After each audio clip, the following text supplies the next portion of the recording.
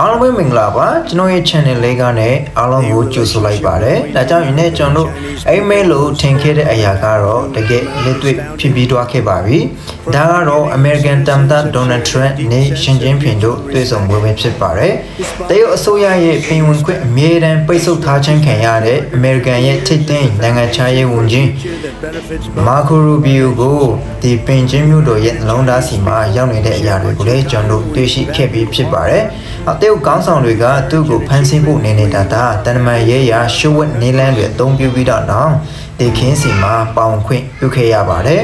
ဒါကြောင့်သူ့ကိုဒီလိုပြောရတယ်ဆိုရင်ဒီ2020ခုနှစ်မှာဒီတရုတ်ပြည်မှာဒီမိုကရေစီလှုပ်ရှားရေးကိုတရုတ်ပြည်တို့တမ်တနိုင်ငံတော်ကဒီအမျိုးသားလုံခြုံရေးဥပဒေနဲ့စံတဲ့ဒီနေ့နေမှုများကိုပြုလုပ်တဲ့အရာတွေကိုသူကတော့အကြီးအကျယ်ကန့်ကွက်ခဲ့တဲ့အတွက်ကြောင့်သူကိုဘန်နာခြင်းဖြစ်ပါတယ်။ဒါပေမဲ့မေလ23ရက်နေ့ကနေ15ရက်နေ့ထိဖြစ်ပွားခဲ့တဲ့ American သမ္မတ Donald Trump ရဲ့3ရက်ကြာတရုတ်နိုင်ငံတော်စစ်ခရင်စဉ်ဟာကမ္ဘာ့တမန်မှာအလဲပြောင်းတစ်ခုဖြစ်သွားခဲ့ပြီပါပြီ။အီရန်စစ်ပွဲကြောင့်ကမ္ဘာကြီးတစ်ခုလုံးစစ်မင်းတောက်လောင်လို့ဖြစ်နေချိန်မှာထန်ဝန်ရလက်ကြားမှာစစ်တင်ဘောတွေချိန်ဝင်ထားချိန်မှာTrump နဲ့ရှင်ကျင်းဖင်တို့ရဲ့တမိုင်းဝင်တွေ့ဆုံမှုကအမခံပါပဲဒါကြောင့်ဒီခင်းစင်ရဲ့ဘာမှဆုံးနေမှာတင်တရုတ်တမ်တာရှင်ကျင်းဖင်ဟာထရန့်ကို9နှစ်တာကာလအတွင်းခန္ဓာဆောင်စစ်ရေးပြအဖွင့်တွေနိုင်ငံတော်စစ်ကြိုဆိုမှုတွေနဲ့တုံ့ပြန်ခဲ့ပါတယ်ဒါဟာတမန်နိုင်ငံရဲ့ခင်းစင်တစ်ခုမဟုတ်ပါထရန့်ဟာအမေရိကန်ရဲ့စီးပွားရေးနဲ့နည်းပညာကိုမောင်းနေတဲ့ထိတ်သိမ်းCEO တွေကိုလည်းတိုက်ရိုက်ခေါ်ဆော်တွားခဲ့ပါတယ်။ဒါကြောင့် CEO ဒီမှာထိပ်တင် CEO တွေကကမ္ဘာကိုကန်လုံးနိုင်တဲ့သူတွေပဲဖြစ်ပါတယ်။သူတို့ထဲမှာ Tesla, Apple, Tico AI နည်းပညာတွေရဲ့ Jason Huang တို့ရဲ့ပါဝင်တဲ့အရာကိုတွေ့ရတာဖြစ်ပါတယ်။ဒါကြောင့်စဉ်းစားကြည့်တဲ့အခါမှာကမ္ဘာအာဏာရှိဆုံး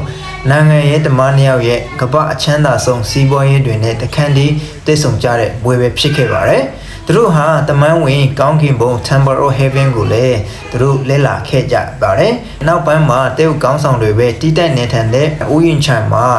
လမ်းလျှောက်ရင်းရှုပ်ဝက်ဆွေးနွေးမှုတွေလည်းလုပ်ခဲ့တာတွေ့ရပါတယ်။နောက်2025တုန်းကအပြန်အလှန်အခွန်တွက်ခောက်ပြီးမှ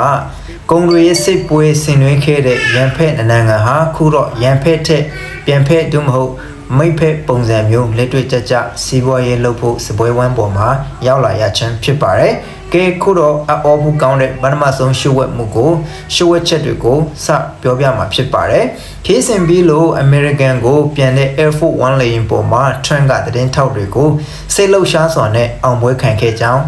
အောင်ပွဲခံတဲ့အရာတွေကြေညာခဲ့ပါတယ်။တရုတ်နိုင်ငံဟာ American ရဲ့ Boeing Jet လေယာဉ်အစင်း200ကိုချက်ချင်းဝယ်ယူဖို့သဘောတူခဲ့ပြီးမှရေရှည်မှာအစင်းရင်950အထိတိုးမြင့်ဝယ်ယူဖို့ကတိပြုခဲ့တယ်လို့ဆိုပါတယ်။ဒါတင်မကပါဘူး American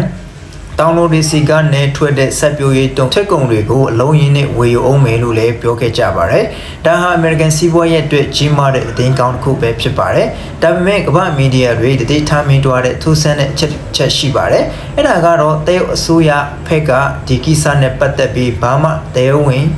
မထုတ်ပြန်ပဲလုံးဝနှုတ်ဆက်နေတာဖြစ်ပါတယ်။တရုတ်သတင်းဌာနတွေမှာကုန်တွေရေးစာချုပ်တွေအကြောင်းတလုံးမှမပါဝင်ခဲ့ပါဘူး။ဒါဟာ Trump ဖက်ကပြည်သက်တွေကိုဆွဲဆောင်ဖို့တစ်ဖက်သက်ပြောကြားချက်လား။ဒါမှမဟုတ်တရုတ်အစိုးရဖက်မှာပင်တွင်းကန့်ကွက်မှုတွေရှိလာမှာဆိုလို့ရှုပ်ဝက်ထားတာလားဆိုတာကတော့တကယ်ကိုစိတ်ဝင်စားစရာကောင်းလာပါတယ်။ခေးစင်ပြီးမှပူပြီးအားသိစရာကောင်းတာကဒါပေမဲ့နောက်ွယ်မှာ Trump နဲ့ရှင်ကျင်းဖင်တို့ဟာကမ္ဘာရင်းနှံ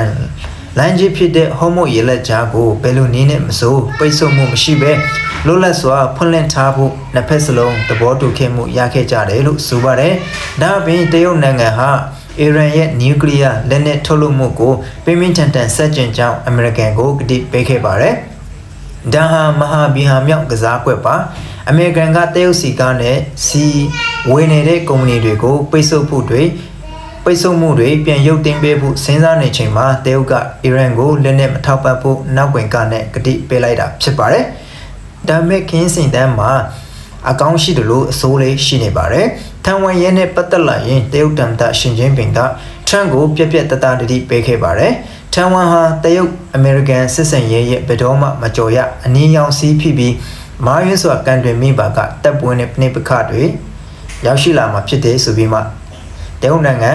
တရုတ်သမ္မတရှင်ကျင်းပင်ကပြောကြားခဲ့ပါတယ်မာကိုရိုဘီယိုကထိုင်ဝမ်ပေါ်အမေရိကန်ရဲ့မူဝါဒပြောင်းလဲမှာမဟုတ်ကြောင်းနဲ့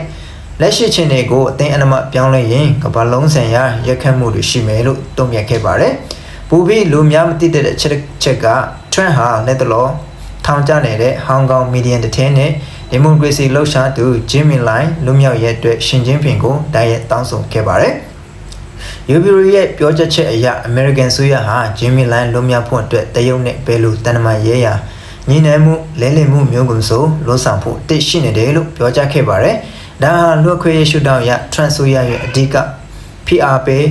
ကွဲတစ်ခုလည်းဖြစ်ခဲ့ရပါတယ်။ဒါကြောင့်ဒီအကြောင်းအရာတွေကိုခြုံငုံသုံးသပ်ရရင်၃ရက်နိုင်ငံတော်စစ်ခင်းစဉ်တွေမှာကမ္ဘာကြီးကိုကန်လုံးမဲ့တရားဝင်သဘောတူညီချက်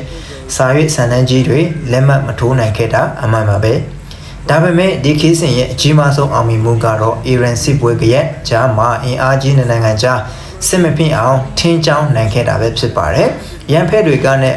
ခုတော့လက်တွေ့ကြတဲ့စီးပွားရေးတမားတွေလိုညှိနှိုင်းမှုတွေပြုလုပ်လာကြပါပြီ။ကဲခုဆိုရင် track ကတမ်တာရှင်ချင်းဖင်ကိုလာမယ့်စနေနေ့24ရက်မှာဝါရှင်တန်အင်ဖြူတိုကိုရောက်လာဖို့တဲဝင်ဖိတ်ခေါ်ခဲ့ပါတယ်။ဒါကြောင့်တရုတ်ရဲ့ပိတ်ဆို့မှုကြောင့်ဘင်ဂျင်းကိုရောက်နေတဲ့မာခရိုဘီယိုရဲ့ခြေလမ်းတွေနဲ့အင်ဖြူတိုကိုရောက်လာမယ့်ရှင်ချင်းဖင်ရဲ့ကစားကွေးတွေဟာကမ္ဘာကြီးကိုဘယ်လိုပြောင်းလဲအောင်မလဲပရိသတ်ကြီးကိုဘယ်လိုထင်ပါလဲတရုတ်နိုင်ငံကတကယ်ပဲပိုနီယိုလေယာဉ်တွေကိုဝေယူမှာလားဒါမှမဟုတ်ထရန့်ရဲ့နိုင်ငံရေးကစားကွက်တစ်ခုပဲလားအောက်မှာခမိတ်တွေမှာဝေရောက်ဆွေးနွေးပေးဖို့ရန်အတွက်ဖိတ်ခေါ်လိုပါတယ်နောက်ဗီဒီယိုမှာပြန်ဆုံးကြရအောင်